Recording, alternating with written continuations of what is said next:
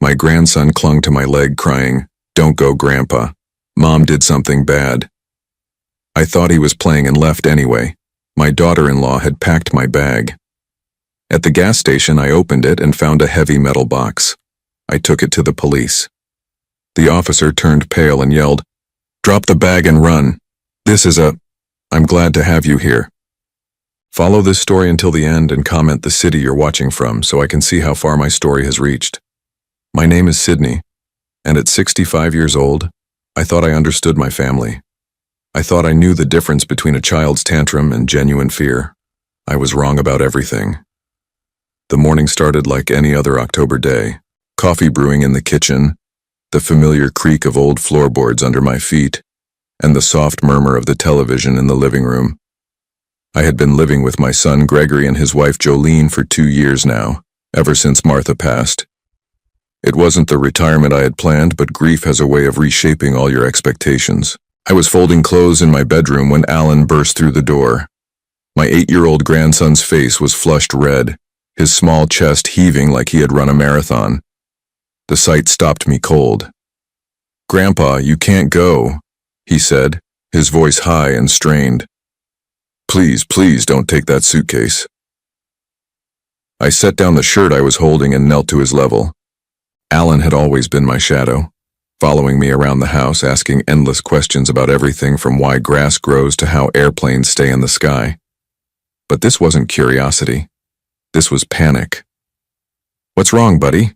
I asked, reaching out to smooth his messy brown hair. "It's just a trip to spread Grandma's ashes, remember? We talked about this." His eyes filled with tears and he shook his head violently. "Mom put bad things in your bag. I saw her. She was whispering on the phone about making something happen to you." The words hit me like ice water. I glanced toward the doorway, half expecting Jolene to appear, but the hallway remained empty. Alan grabbed my arm with both hands, his fingers digging into my skin. "Grandpa, I'm not lying. She was talking to someone about making you go away forever." Before I could respond, Jolene's voice drifted down the hallway. "Alan, where are you, sweetheart?" My grandson's entire body went rigid. The terror in his eyes was so raw, so genuine that something twisted in my stomach. But what he was saying, it was impossible. Jolene had been nothing but helpful since I moved in. She cooked my favorite meals, reminded me to take my medications, always asked about my day. "Alan, honey, there you are." Jolene appeared in the doorway, her blonde hair perfectly styled, wearing that patient smile she always had when dealing with her son. "What are you doing bothering Grandpa, Sydney?" "He's not bothering me," I said quickly, standing up. "He's just worried about my trip." Jolene's smile tightened slightly. "Oh, Alan's been having such terrible anxiety lately. Haven't you, baby?" She moved closer, placing her hand on Alan's shoulder. I felt him flinch under her touch. "The doctor says it's completely normal for children his age," she continued, her voice taking on that practiced tone she used when discussing Alan's recent behavioral changes. "Sometimes they create elaborate stories when they're feeling overwhelmed." Alan looked up at me, his eyes pleading. "Grandpa, I'm not making stories. I heard her on the phone last night. She said, 'Alan, that's enough.'" Jolene's voice was sharp now, though she kept her expression pleasant. "You know what we talked about regarding your imagination. Dr. Patterson said these episodes would pass if we don't encourage them." Episodes. The word sat wrong with me. 3 months ago, Alan had been a normal, happy kid. Then suddenly there were doctor visits, new medications, hushed conversations between Gregory and Jolene about behavioral issues and anxiety disorders. I watched as Jolene knelt down and pulled a small pill bottle from her pocket. "Time for your morning medicine, sweetie." "I don't want it," Alan whispered, but he was already reaching for the pill she placed in his palm. "It helps with the worried feelings, remember?" Jolene's voice was saccharine sweet as she handed him a glass of water. "Dr. Patterson says you need to take it every day so the scary thoughts go away." Something about the way she said scary thoughts made my skin crawl. I watched Alan swallow the pill with the resigned compliance of a child who had learned that resistance was futile. "There's my good boy," Jolene said, kissing his forehead. "Now, Why don't you go play in your room while Grandpa finishes packing? And remember what we discussed about bothering people with silly stories." Alan nodded, but his eyes never left mine. As he walked past me toward the door, he whispered so quietly I almost missed it. "Please don't go, Grandpa. Something bad will happen."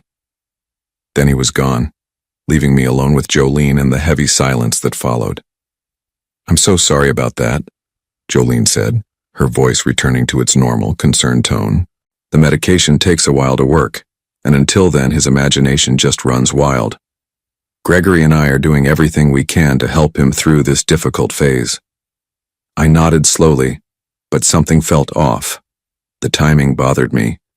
Alan's problems had started right around the time I mentioned wanting to take this trip to scatter Martha's ashes. "You know," Jolene continued, moving toward my open suitcase on the bed, "I was thinking I should help you pack. Men never remember the important things, and it's supposed to rain where you're going." "That's kind of you, but I can manage," I said, stepping closer to my bag. But Jolene was already rearranging my clothes, her movements quick and efficient. "Nonsense. It's the least I can do. You've been so good to us, letting us take care of you after Martha's passing." She folded my sweaters with practiced precision.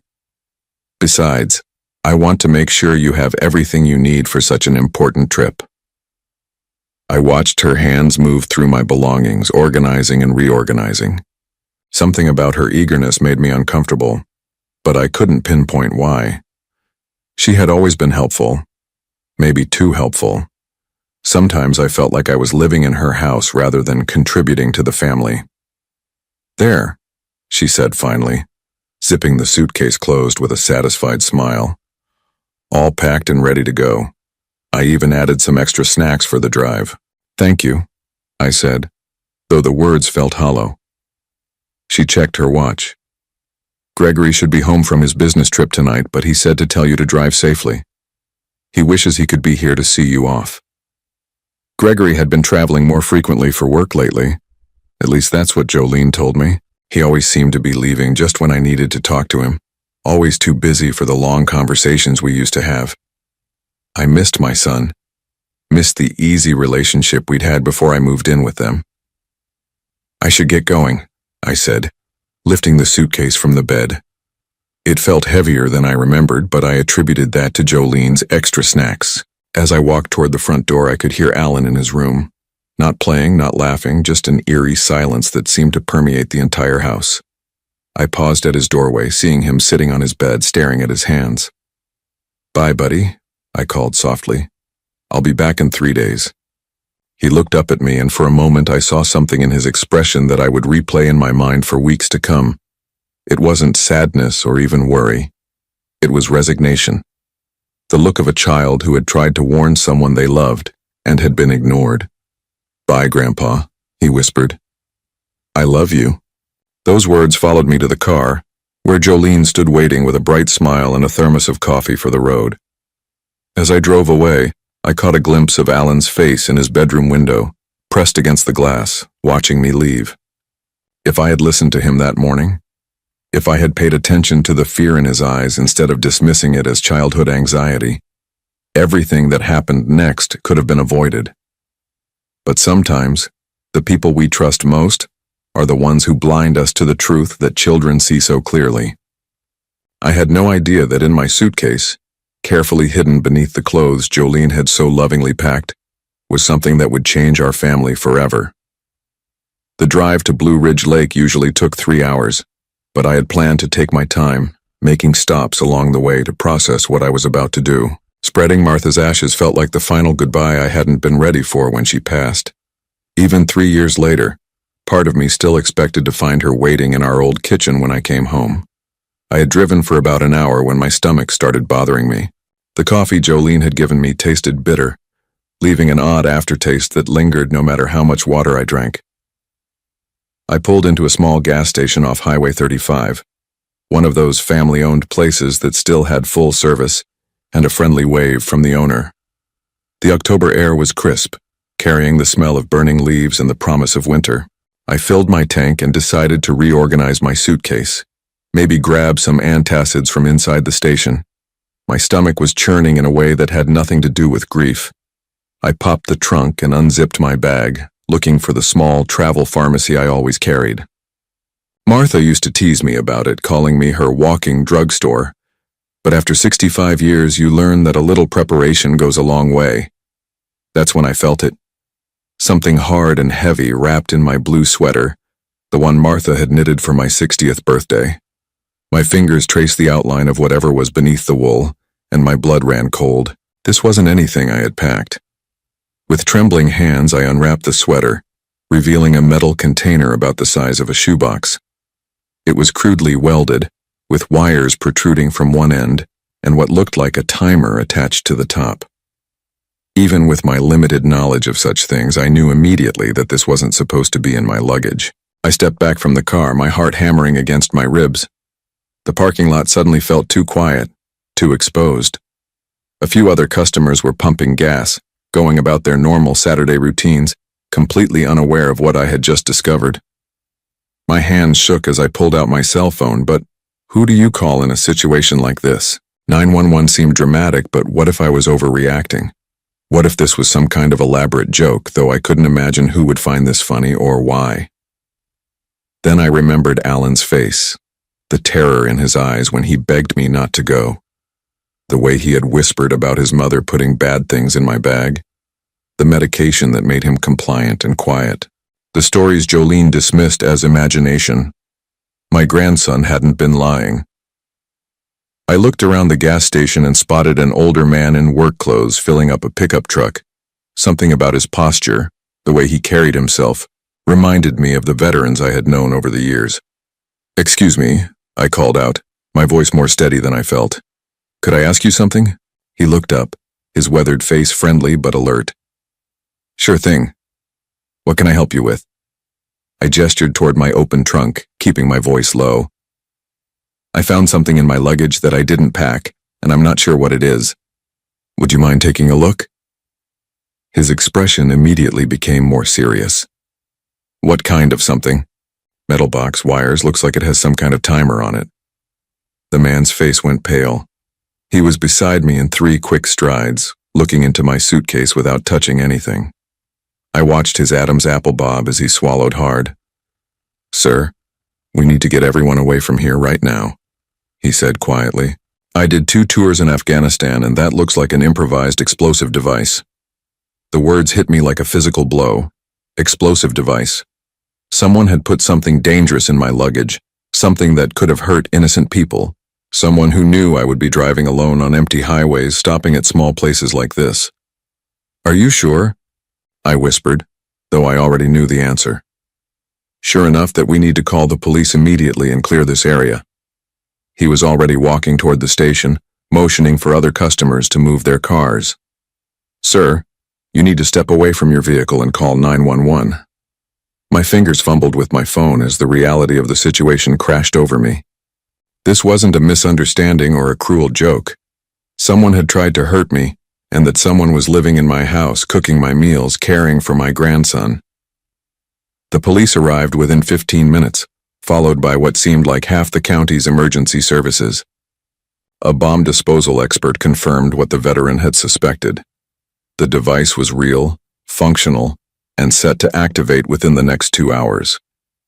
I sat in the back of a police cruiser, watching through the window as men in protective suits carefully examined my belongings.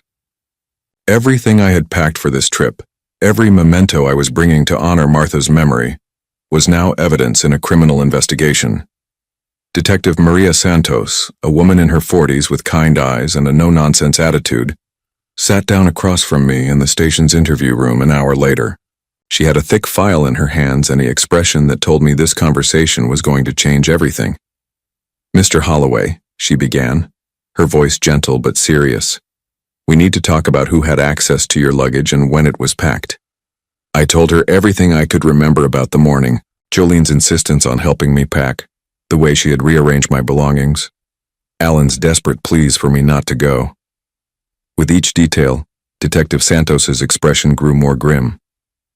"Tell me about your daughter-in-law," she said. "Has she exhibited any unusual behavior lately? Money problems, strange phone calls, people coming to the house you didn't recognize?" That's when the pieces started falling into place. The hushed conversations that stopped when I entered a room. The way Jolene always seemed to be managing the household finances, telling Gregory and me that she had everything under control. The visitors she claimed were friends from work who never stayed long enough for proper introductions. There have been some financial discussions, I admitted.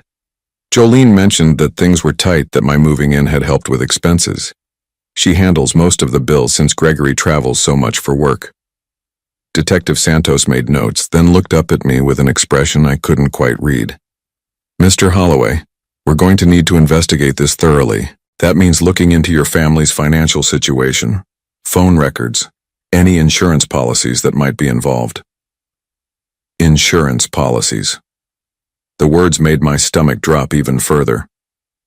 I thought about the life insurance Martha and I had maintained, the benefits that would transfer to Gregory as my heir. I thought about the house Martha had left me, the one I had been considering selling to help with my living expenses. Detective, I said slowly. My grandson tried to warn me this morning. He said his mother had put bad things in my bag, that she was planning something to make me go away forever. We thought he was having anxiety issues, imagination problems. She leaned forward. Has the child been exhibiting other signs of distress? Changes in behavior, sleep problems, regression in any areas? He's been on medication for anxiety for the past 3 months, I said. His mother says he's been having episodes making up stories. But now you're wondering if he was telling the truth all along. I nodded, feeling sick. If someone was willing to do this to me, what might they do to a child who was trying to expose them? Detective Santos closed her file and stood up. Mr. Holloway, we're going to need you to stay away from your son's house until we can investigate this properly. Is there somewhere safe you can stay? I thought about Alan, probably wondering where I was, maybe being told that I had decided not to come back. I thought about Gregory, who was supposed to return from his business trip tonight to find his father missing and his wife under investigation. But mostly I thought about my brave little grandson who had tried to save my life and hadn't been believed by the one person who should have protected him. Detective, I said, my voice stronger than it had been all day. I want to help you catch whoever did this, and I want to make sure my grandson is safe. She nodded. We're going to do everything we can, Mr. Holloway, but I need you to understand that this investigation is going to turn your family's life upside down. I looked out the window of the police station at the darkening sky, thinking about Alan sleeping in a house with someone who was capable of unthinkable things. Someone who had been trusted with the care of the people I loved most. Detective, I said quietly, my family's life was already upside down. We just didn't know it yet. I spent that night in a hotel room 30 miles from home, staring at the ceiling and trying to process everything Detective Santos had told me. The investigation was moving quickly, she said, because the evidence was so clear. Phone records, financial documents, digital trails that painted a picture I never could have imagined. But it wasn't until the next morning, when she called to ask me to come back to the station, that I learned just how deep the deception ran. Mr. Holloway, Detective Santos said, gesturing for me to sit down across from her desk. We've uncovered some information about your daughter-in-law's activities that you need to know about. She opened a thick folder and pulled out several documents. Bank statements, printouts of online transactions, and what looked like insurance paperwork. The sight of it all made my stomach turn. Jolene has been living a double life, the detective began. For the past 18 months, she's been involved in online gambling, high-stakes poker games, sports betting, cryptocurrency investments that went bad. She's accumulated debts totaling approximately $150,000. The number hit me like a physical blow. $150,000. That was more money than Gregory made in 2.5 years. How had she hidden something like that? But that's not all, Detective Santos continued. She's been systematically taking out loans and credit cards using your personal information and Gregory's. She forged signatures, used your social security number, created false documents showing income that doesn't exist. I felt dizzy. How is that possible? I never signed anything. Identity theft is easier than most people realize, especially when the perpetrator has access to all your personal documents. She pulled out another sheet of paper. This is a life insurance policy taken out on you 6 months ago. $500,000 with Jolene listed as the primary beneficiary. My hand started shaking. But Gregory is my son. He should be. That's what we thought too. But look at this signature. She pointed to the bottom of the page. It was supposed to be mine, but the handwriting was slightly off. The way someone writes when they're copying rather than signing naturally. She forged my signature? Multiple times. Insurance policies, loan applications, even a will that would have superseded any existing estate planning you've done. Detective Santos leaned back in her chair. Mr. Holloway, if her plan had worked, Jolene would have inherited everything. Your pension, your wife's life insurance payout, the house Martha left you, everything. I thought about Martha's house, the little blue cottage we had shared for 37 years. The one I had been considering selling to help with expenses, to contribute more to Gregory and Jolene's household. The house that held every memory of my marriage, every moment of happiness I had built with the woman I loved. There's more, the detective said gently. We've been monitoring phone calls and discovered that Jolene has been in contact with several individuals with criminal backgrounds. Loan sharks, essentially. People who don't accept late payments or excuses. You mean she borrowed money from dangerous people? Exactly. And when she couldn't pay them back, they started threatening her family. Your family. Detective Santos pulled out a transcript of a phone call. This conversation took place 3 nights ago, the night before you were supposed to leave for your trip. I read the words on the page and each one made me feel sicker. I told you I'll have the money by Monday. No, I can't get it from my husband. He doesn't know about any of this. Yes, I understand what happens if I don't pay. I have a plan, okay? There's going to be an accident this weekend and the insurance will cover everything. She was planning to use I couldn't finish the sentence. Yes. And she had been setting up the situation for months.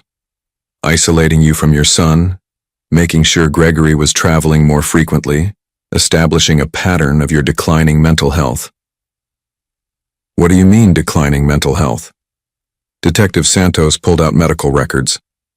Jolene has been taking Alan to a psychiatrist, claiming that you've been having episodes of confusion, memory loss, inappropriate behavior around the child. She was building a case that you were becoming unstable, possibly dangerous. The room started spinning. But that's not true. I've never. We know. Alan's therapist, Dr. Margaret Chen, contacted us this morning. She said she had been concerned about the inconsistencies in Jolene's reports versus what she observed during her sessions with Alan. Children don't lie about fear, Mr. Holloway. Dr. Chen could see that Alan was terrified, but not of you. He was scared of his mother. Yes. And when Dr. Chen started asking more direct questions about the home environment, Jolene suddenly decided that Alan no longer needed therapy. She canceled all future appointments 2 weeks ago. I buried my face in my hands. All those months of watching Alan become more withdrawn, more anxious, more compliant. The medications that made him sleepy and quiet. The way he would flinch when Jolene entered the room. Detective, I said, looking up. My grandson has been trying to protect me this whole time, hasn't he? She nodded. Children see things adults miss because they're not clouded by assumptions about who people are supposed to be. Alan knew his mother was planning something terrible, but every time he tried to tell someone, he was dismissed as anxious or imaginative. Where is he now? Is he safe? He's with Child Protective Services temporarily. We couldn't leave him in the house while we executed the search warrant. Gregory was contacted at his hotel in Chicago and is driving back as we speak. Gregory.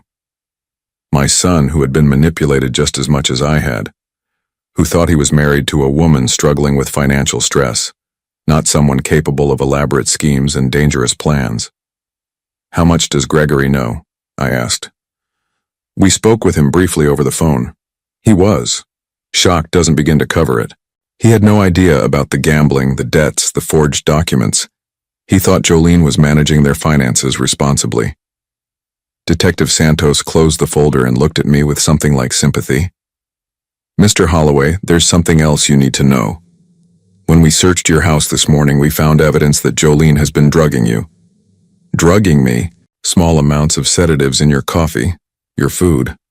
Nothing that would be immediately noticeable, but enough to make you more compliant, more trusting, less likely to question things that seemed off. I thought about all those mornings when I felt unusually tired, the afternoons when I couldn't quite focus on conversations, the way I had started accepting Jolene's explanations for things without pushing back. I had attributed it to aging, to grief, to the normal adjustments of living in someone else's home. She was controlling my ability to think clearly? It appears so. The substances we found are the same ones she was giving to Alan, just in different dosages. She was managing both of you, keeping you both just confused enough to not interfere with her plans. A cold rage started building in my chest.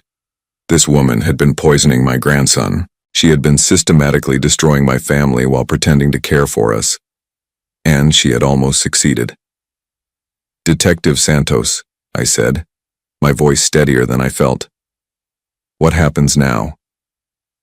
"Now we arrest Jolene Patterson on charges of attempted harm, fraud, identity theft, and child endangerment. The district attorney believes we have enough evidence for a conviction that will put her away for a very long time." I thought about Alan, probably scared and confused, wondering where everyone was, and why his world had suddenly changed. I thought about Gregory driving through the night to come home to a reality he never could have imagined. When can I see my grandson? We're hoping to arrange that later today. Dr. Chen has agreed to be present to help Alan process what's happening. He's going to need a lot of support to understand that none of this was his fault. As I left the police station that afternoon, I felt something I hadn't experienced in months. Clarity. The fog that had been clouding my judgment. The fatigue that had been slowing my thoughts. The general sense of confusion that I had blamed on age and grief. All of it had been artificially induced by someone I had trusted. But more than that, I felt a fierce determination to make things right for Alan. My brave little grandson had tried to save my life, and in return I was going to make sure he never had to live in fear again. The truth was finally coming to light, but I knew the hardest part was still ahead of us. Rebuilding trust, healing trauma, and helping a child understand that the world could be safe again when the people who were supposed to protect him had failed so completely. Alan had been the guardian of my innocence, and now it was my turn to guard his. The Child Advocacy Center was nothing like I had expected. Instead of sterile government offices, it looked more like someone's comfortable home, with soft couches, warm lighting, and children's artwork on the walls. Dr. Margaret Chen met me at the entrance, a gentle woman in her 50s with kind eyes behind wire-rimmed glasses. "Mr. Holloway," she said, extending her hand, "Alan has been asking for you constantly. He's been very worried about whether you're safe." The words broke something inside me. Even after everything he had endured, my grandson's first concern was for my well-being. How is he? Has he been able to sleep? He's been anxious, but not in the way his mother described in our previous sessions. This is situational anxiety, completely normal given what he's been through. The child I've been working with these past few months is nothing like the troubled boy Jolene depicted. Dr. Chen led me down a hallway lined with cheerful artwork. "I need to prepare you for what you might see and hear today. Alan has been carrying some very heavy secrets, and now that he feels safe to tell the truth, everything is going to come out." She paused outside a door painted to look like a rainbow. "He's been drawing pictures while we've been talking. Sometimes children express things through art that they can't say with words." When the door opened, Alan looked up from a small table where he was coloring. The moment he saw me, he dropped his crayon and ran across the room, throwing his arms around my waist and holding on like he was afraid I might disappear. "Grandpa, you're okay. You didn't get hurt." He buried his face against my shirt and I could feel him trembling. I knelt down to his level and looked into his eyes that seemed older than they should have been for an 8-year-old boy. "I'm fine, buddy. And you were so brave to try to warn me. You probably saved my life." Alan's lower lip quivered. "I tried to tell you, but nobody believed me. Mom said I was making up stories again." "I believe you now," I said, smoothing his hair back from his face. "I'm sorry I didn't listen the first time. Can you tell me what you saw? What made you so scared? Dr. Chen settled into a chair nearby, her presence calming and reassuring. Alan looked at her, then back at me as if making sure it was really okay to talk.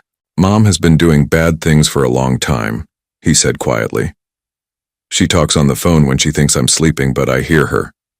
She was always angry about money and saying mean things about you and Daddy. What kind of mean things? Alan's voice got even smaller. She said you were too old and taking up space. She said Daddy was stupid and didn't know how to handle money.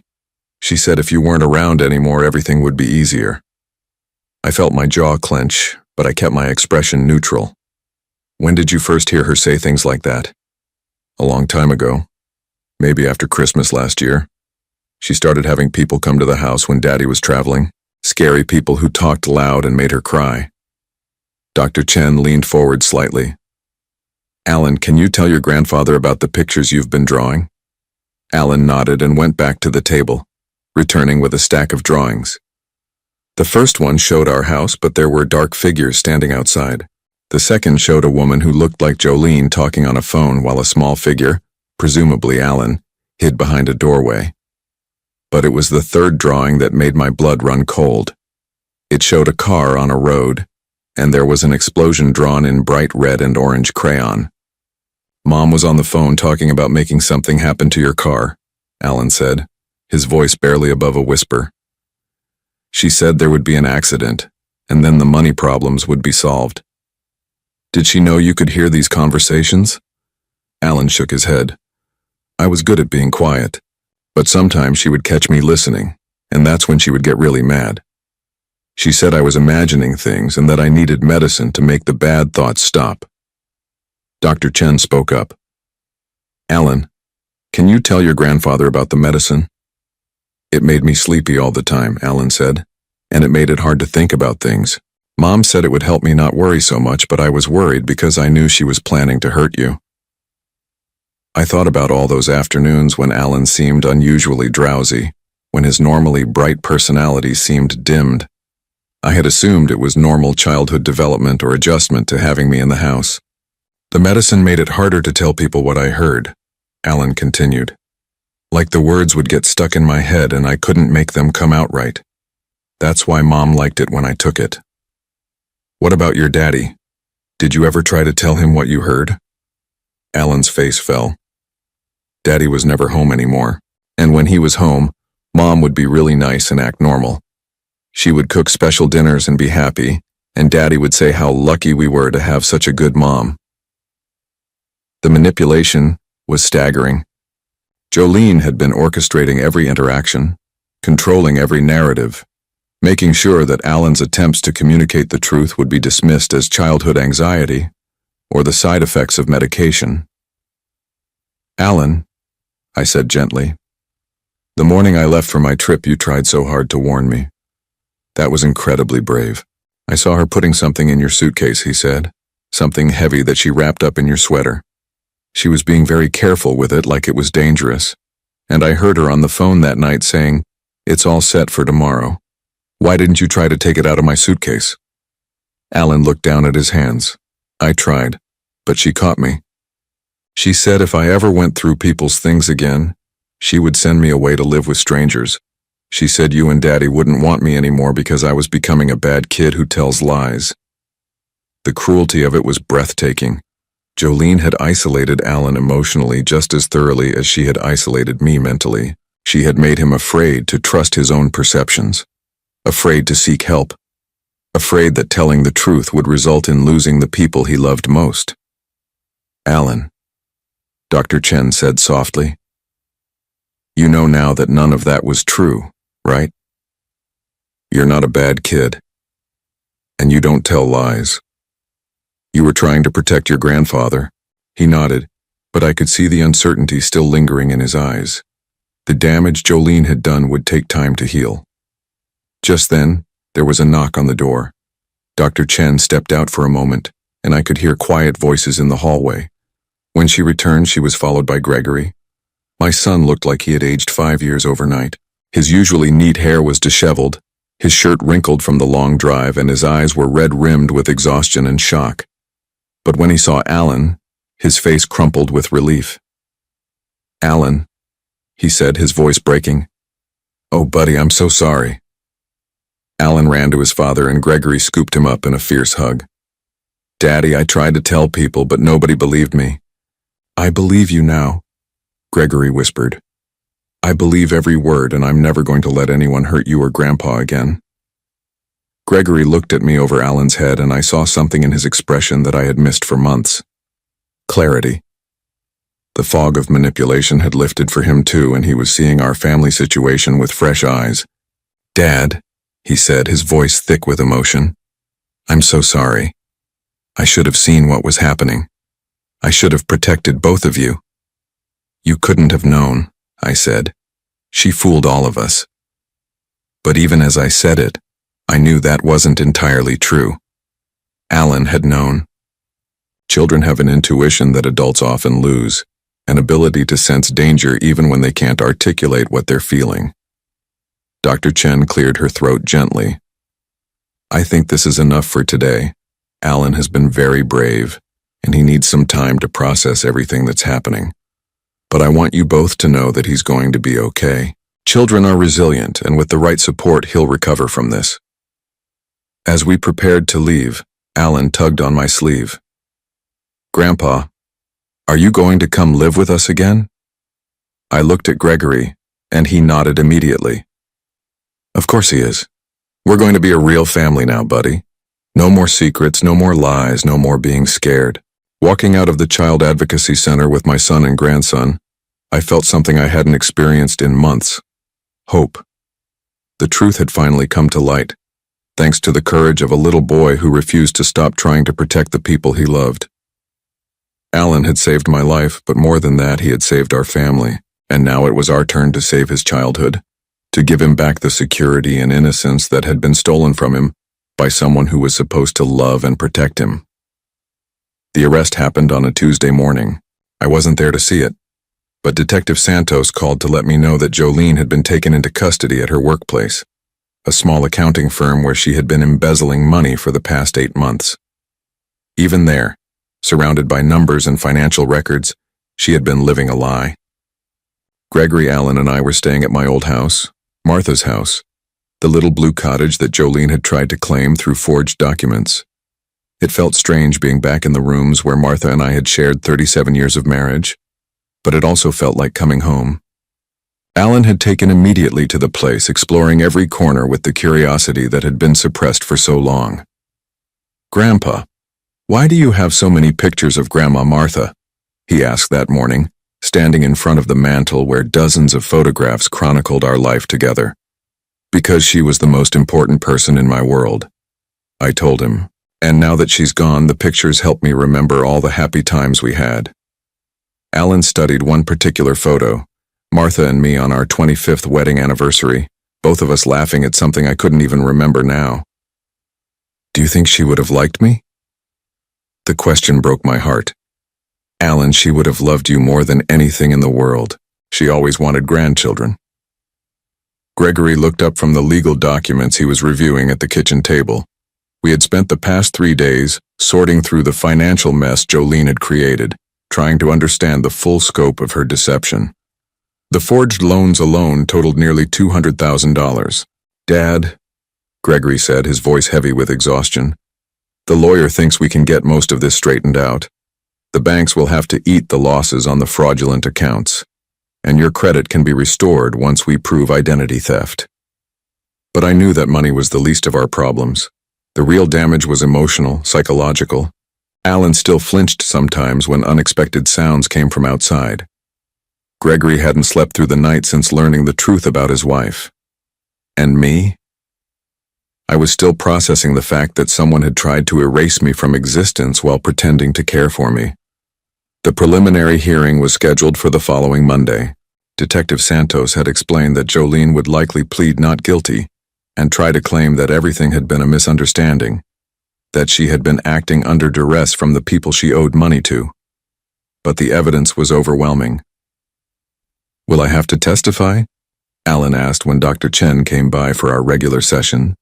She had been helping him process everything that had happened, and slowly, His natural personality was emerging from beneath the fog of medication and fear.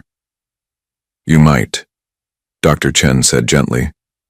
"But if you do, there will be people there to help you, and you'll only have to tell the truth. Nothing more than that."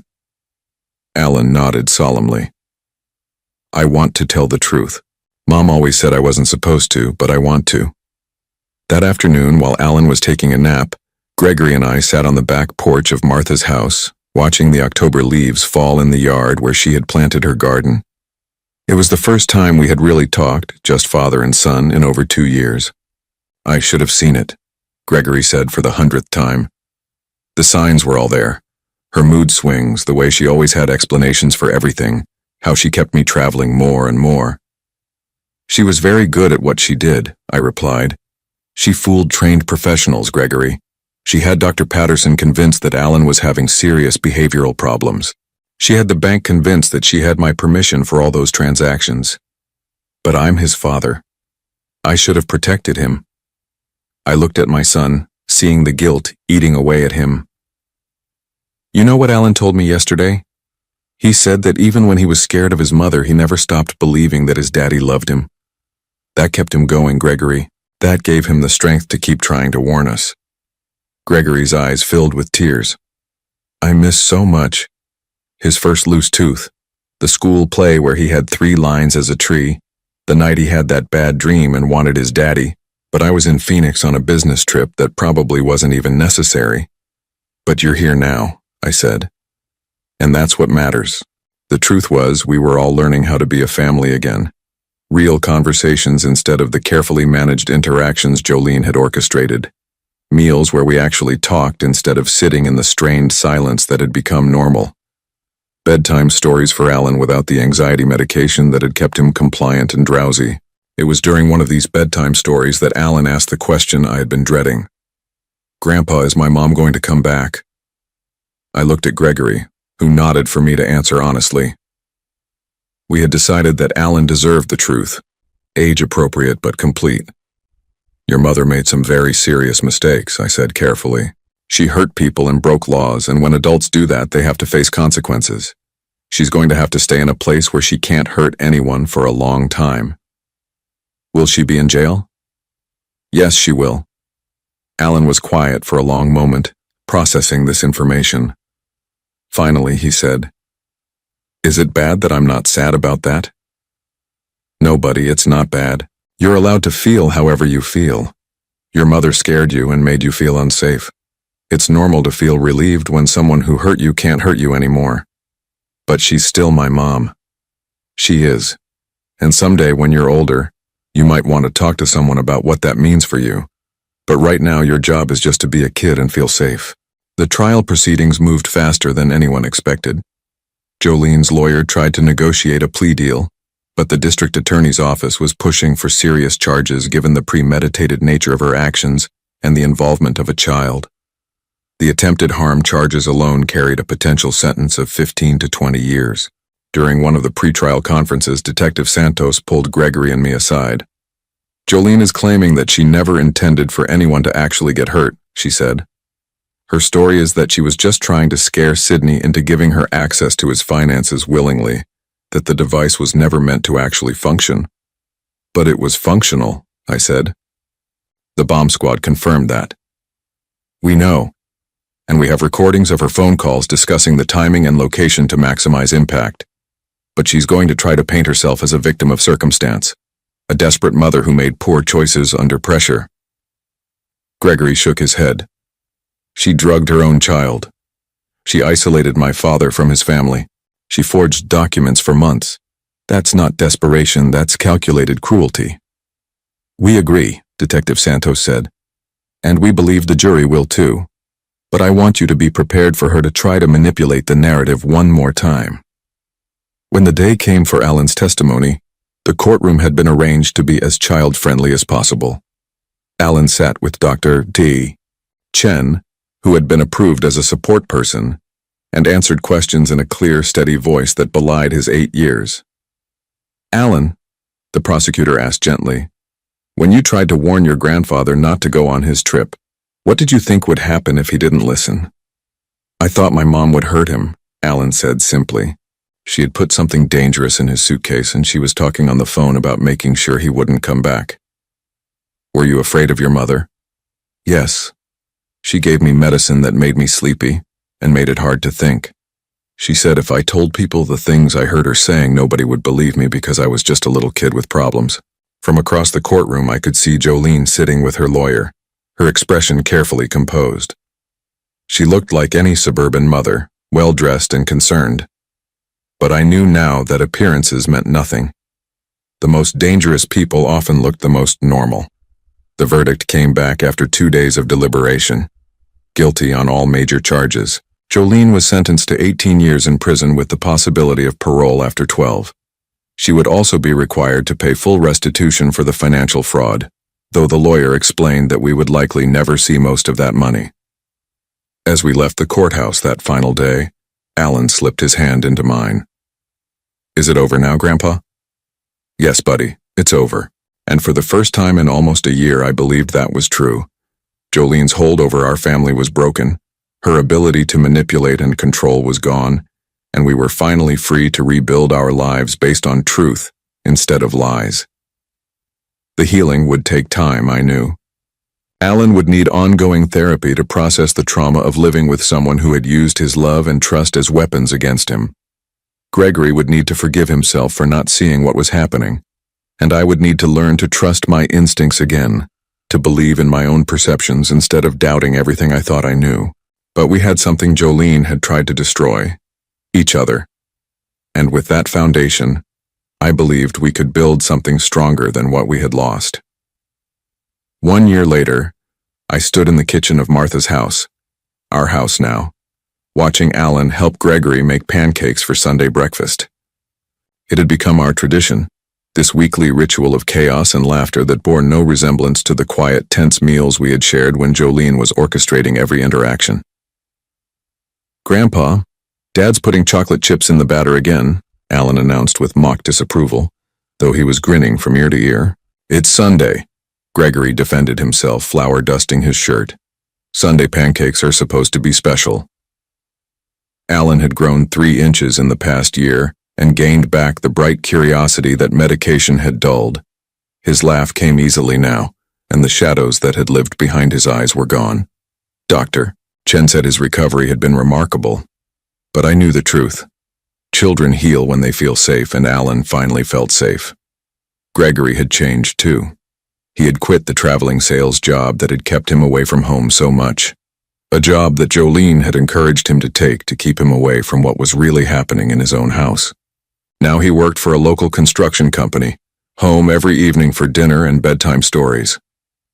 Dad, he had said one evening a few months after the trial, I want Alan to grow up knowing that his father is present, not just providing. I miss too much already. We had all learned to be present in ways we never had before. Real conversations over meals. Alan's homework spread across the kitchen table while Gregory and I helped with math problems and spelling words. Family movie nights where we actually watched the movie instead of sitting in separate rooms with our own screens. The house itself had been transformed too. Alan's artwork covered the refrigerator and hallway walls. His bicycle was permanently parked in the garage next to the fishing poles we used for our Saturday morning trips to Miller's Pond. Gregory had built a workshop in the basement where he restored old furniture, and Alan helped by holding tools and asking approximately 1,000 questions per hour. Are we really going to live here forever? Alan had asked one evening while we were reading together in Martha's old rocking chair. Do you want to? I asked. Yeah, it feels like home now. Home. It was a word that had lost meaning during those months when we were all walking on eggshells, when normal family interactions felt strained and artificial. But somehow, in rebuilding our relationships from the ground up, we had found something better than what we had lost. The financial recovery had taken longer than the emotional one. It took 8 months to clean up the fraudulent accounts and restore my credit rating. The house Jolene and Gregory had been renting was sold, and Gregory had moved permanently into Martha's house with me and Alan.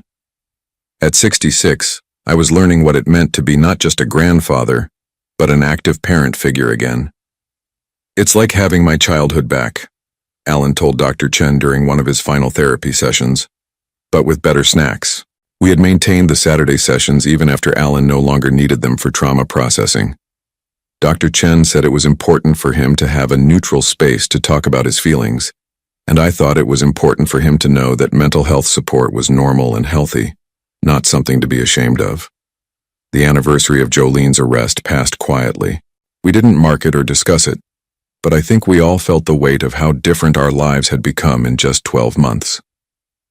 Alan was thriving in school, making friends easily, and bringing home stories of playground adventures and classroom jokes. Gregory was coaching Alan's little league team and attending every school event he had missed during the years of business travel. And me? I was learning to trust my instincts again. When something felt off, I paid attention instead of dismissing my concerns. When Alan seemed upset about something, I listened instead of assuming he was being dramatic.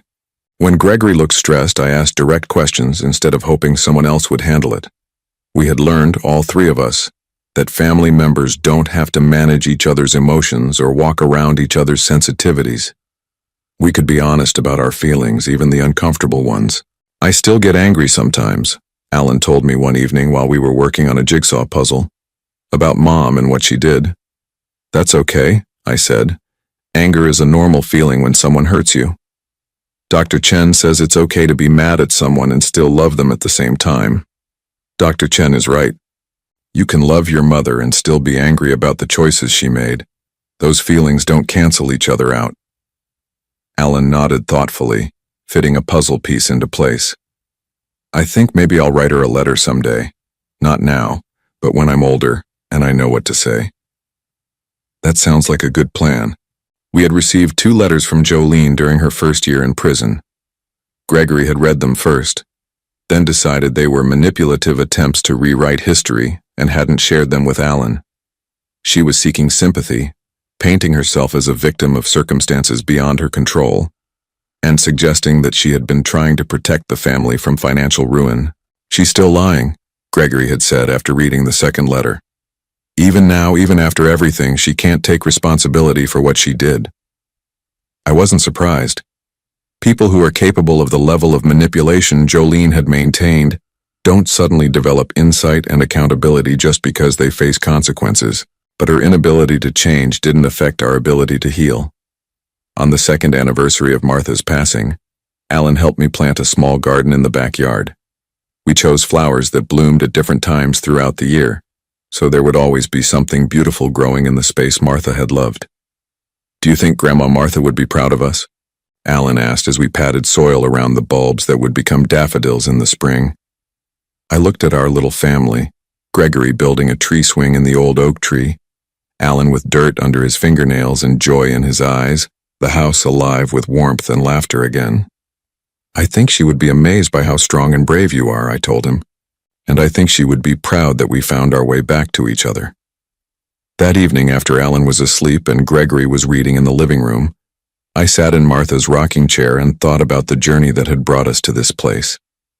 A year and a half ago, I had been a lonely widower living in someone else's house, slowly losing my sense of self under the influence of drugs I didn't know I was taking. Alan had been a frightened child whose attempts to protect his family were dismissed as behavioral problems.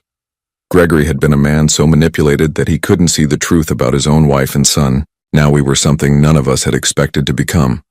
A family unit that worked. Not perfect, not without occasional disagreements or difficult moments, but honest, and safe, and real. Alan's courage had saved us all. His refusal to stop trying to warn me, even when it cost him dearly, had ultimately exposed the truth that set us free. He had been the guardian of my innocence, protecting me from dangers I couldn't see, and in return, Gregory and I were determined to guard his childhood and make sure he never had to carry such heavy burdens alone again. As I prepared for bed that night, I found a note Alan had left on my nightstand. Grandpa, thank you for listening to me when it mattered. Love, your grandson Alan.